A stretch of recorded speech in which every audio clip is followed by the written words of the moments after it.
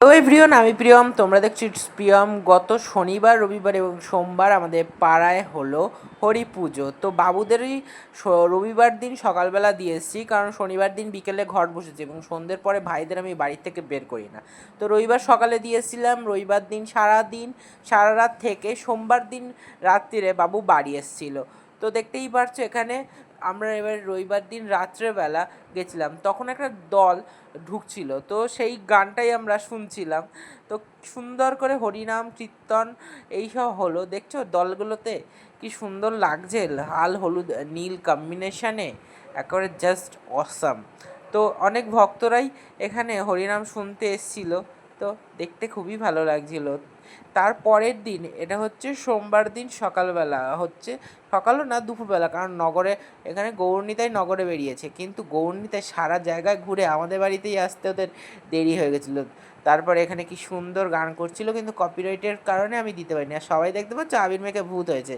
আমিও এদের সাথেই গেছিলাম আবির মাখতে এবং ভূত হতে। তো তারপরে এটা হচ্ছে সন্ধেবেলা, সন্ধ্যা আরতি। এবারে পুজোর শেষ পর্যায়ে চলে এসছে।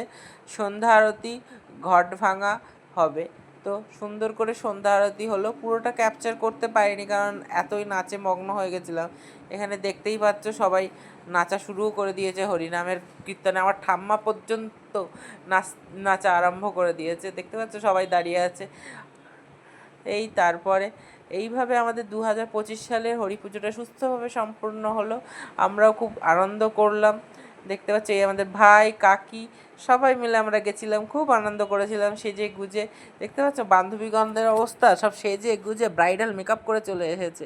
তো এদের আমার আর আলাদা করে কিছু বলার নেই। তারপরে সুন্দর করে হরিনাম রাত 9টা বেজে গেছে। এরপরে অধিবাসের সবথেকে শেষ পর্যায়ে এবং দুঃখের পর্যায়ে অধিবাসের হাঁড়ি, যেটা শনিবার দিন সন্ধেবেলা অধিবাসে সকল দেবদেবতাকে আবির্ভূত করা হয়েছিল, সেই হাঁড়ি এখন ভাঙার মাধ্যমে অধিবাস শেষ হয়। প্রত্যেক বছরের মতন এবছরও তার টুকরো আমি বাড়িতে নিয়ে এসেছি। তো এখন এই পর্যন্ত, সকলকে রাধে রাধে।